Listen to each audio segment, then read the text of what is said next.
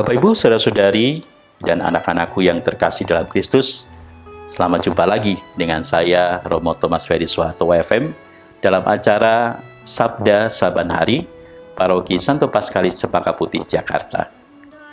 Permenungan kita kali ini akan kita ambil dari Injil untuk Hari Raya Pentakosta, yakni Injil Yohanes bab 20 ayat 19 sampai dengan 23.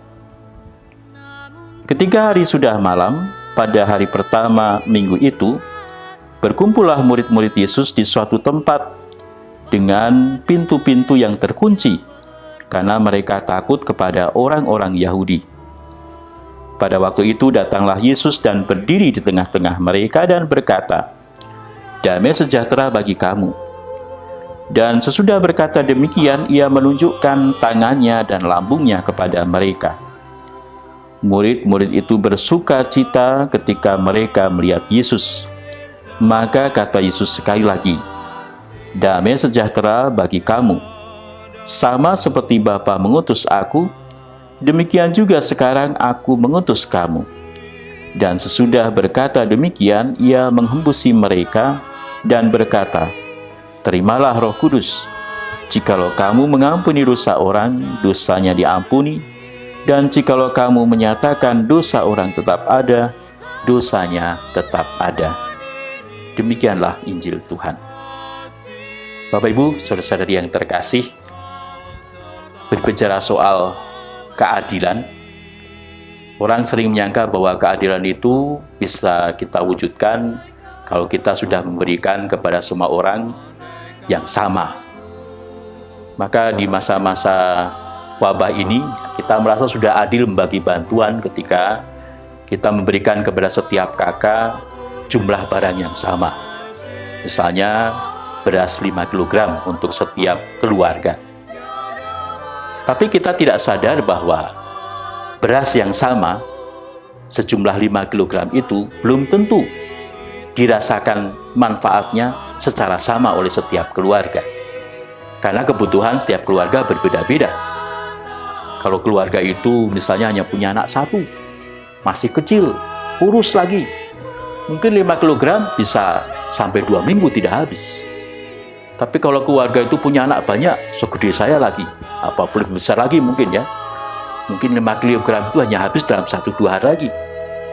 Meskipun intensitasnya juga sama, seminggu sekali diberikan, tetap toh tidak akan mencukupi. Jadi keadilan bukan berarti hanya sama rata, sama rasa, atau sama intensitas, atau sama kapasitasnya. Itu bukan keadilan yang mau dibangun oleh Tuhan. Itu bahkan mungkin keadilan yang lebih cocok dengan keadilan dalam prinsip komunisme. Keadilan yang dibangun oleh Tuhan adalah keadilan di mana semua orang mendapatkan haknya, keperluannya, kebutuhannya. Dan kita harus sadar bahwa Tuhan menciptakan setiap orang itu secara unik. Dan karena unik, maka tidak ada yang sama. Masing-masing punya perbedaan. Masing-masing ada keragamannya. Dan karena itu, menjadi sulit juga ya, untuk bisa berbagi sesuai dengan kebutuhan yang berbeda-beda, yang beragam. Tapi, bagaimana juga, itulah yang coba diupayakan oleh masyarakat kita. Bagaimana bisa memberikan secara adil, maka kalau tidak bisa sama tadi, maka ya diberikan haknya. Tapi haknya juga mungkin kadang-kadang saling berbenturan dalam memenuhi haknya. Yang satu bisa saja bertabrakan dengan yang lain. Dan dunia kita modern ini mengambil solusinya dengan membuat peraturan dan hukum yang membatasi kebebasan masing-masing agar tidak saling bertuburkan. Tapi bagaimanapun juga, setiap hukum tidak akan bisa sempurna menjamin keadilan. Karena setiap konflik yang diselesaikan dalam hukum melalui pengadilan misalnya, pasti akan selalu menyisakan pihak yang kalah, pihak yang harus menanggung beban, dan tidak semuanya bisa mengalami win-win solution. Karena itu, kadangkala orang tidak mau ke pengadilan. Banyak kasus-kasus yang akhirnya diselesaikan secara mediasi, yaitu sebelum masuk pengadilan sudah ada dialog dulu, sudah ada mediasinya dulu. Dan biasanya banyak orang yang cukup puas dengan jalan ini. Mediasi menunjukkan bahwa keadilan tidak hanya cukup dengan diberi haknya, tapi orang mendapatkan haknya perlu juga menjalin sebuah relasi, sebuah mediasi. Saudara-saudara terkasih, itulah kedamaian, keadilan yang dimaksud oleh Yesus dalam Injil yang kita dengar baru saja. Yesus yang menyapa murid-muridnya, damai sejahtera bagi kamu. Damai sejahtera seringkali kita ungkapkan dengan kata aslinya dalam kitab suci, yaitu shalom. Seringkali kita berjumpa dengan teman-teman kita, shalom. Tapi apakah kita tahu makna shalom itu, makna damai sejahtera itu? Damai sejahtera sebenarnya adalah sebuah keadaan di mana terjalin relasi yang baik antara kita dengan semua pihak. Bukan dengan hanya pihak-pihak sesama kita, tapi semua pihak, artinya pertama-tama dengan diri saya sendiri, kemudian juga dengan sesama saya, tapi juga dengan alam semesta sekitar saya, dan terutama dengan Tuhan sendiri.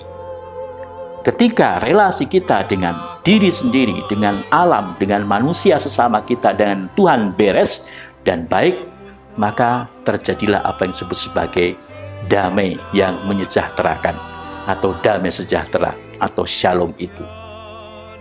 Nah, saudara-saudari, keadilan seperti itulah yang harus kita upayakan. Keadilan karena kita mempunyai relasi yang membuat kita bisa saling menghormati, saling memahami, saling membantu, bahkan mungkin solider untuk kemudian saling mencukupi kebutuhan orang lain. Orang lain mencukupi kebutuhan kita mencukupi kebutuhan yang lain, sehingga terjadi kerjasama yang membuat kemudian keadilan dan kedamaian bisa lebih terwujud daripada hanya dengan hukum dan peraturan yang kadang menyisakan pihak yang kalah. Karena itu, mari kita mohon Roh Kudus pada hari raya Pentakosta, roh keadilan yang membuat kita bisa berdamai, damai sejahtera. Dan untuk bisa damai sejahtera, relasi yang baik ini, kuncinya ada pada apa yang dimandatkan Yesus pada kita. Ketika Dia memberi para murid Roh Kudus, terimalah Roh Kudus, maka Dia melanjutkan dengan kata-kata, apa yang kau ampuni di dunia akan diampuni. Apa yang kau ampuni dosa orang, dosanya akan dihapus. Berarti kedamaian, keadilan baru bisa terwujud kalau kita mau mengampuni. Pengampunan memang sesuatu yang tidak mudah, apalagi bagi orang yang selalu menyakiti kita, atau sering menghina kita, atau merugikan kita. Tapi kita harus ingat bahwa pengampunan itu tidak hanya berguna bagi orang itu, tapi terutama berguna bagi kita sendiri. Karena kadang pengampunan itu membuat kita mengalami kesehatan jiwa. Kadang ke orang yang tidak bisa mengampuni, orang yang dendam, maka tanpa sadar hatinya, kedamaiannya akan dirongrong oleh dendamnya itu. Dan apa yang terjadi? Banyak penyakit-penyakit yang sebenarnya berhubungan dengan kondisi kejiwaan kita. Penyakit seperti darah tinggi, asam lambung, MAG, stres, itu semua berhubungan dengan kondisi kejiwaan kita. Kalau kita marah misalnya, kita emosi, maka otomatis tekanan darah akan naik. Kalau kita kecewa berat dan kita tidak bisa mengatasi kekecewaan itu dalam hati, maka kita menjadi stres. Dan orang yang kelamaan stres lalu menjadi stroke. Setelah stroke lalu ya stop atau mati. Jadi pengampunan itu pertama-tama malahan berguna untuk kita sendiri, supaya kita mempunyai kesehatan jiwa. Dan dalam kondisi wabah itu sangat penting. Kita melawan corona atau penyakit yang dibawa oleh COVID-19 ini bukan pertama-tama dengan imunitas kita, Bahkan imunitas kita juga bergantung pada kesehatan jiwa kita. Kalau kita takut, imunitas turun. Kalau kita stres, imunitas turun. Maka dengan hati yang bahagia dan gembira serta damai, baru imunitas menjadi naik. Maka betapa pentingnya pengampunan ini, membuat kita bisa sehat jiwa kita, sehingga raga kita pun menjadi sehat. Maka mari kita mohon roh keadilan dengan pertama-tama membangun relasi yang membuat kita saling mengampuni, sehingga jiwa kita menjadi sehat.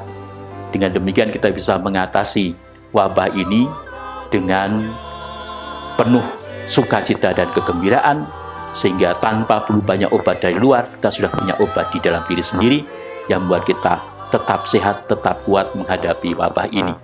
Itu karena daya kekuatan Roh Kudus yang selalu memampukan kita untuk mengampuni yang lain. Dengan pengampunan itulah maka kita menjadi damai, dan damai itu membuat kita bisa saling menyejahterakan satu sama lain. Roh keadilan menjadi sumber kesejahteraan kita.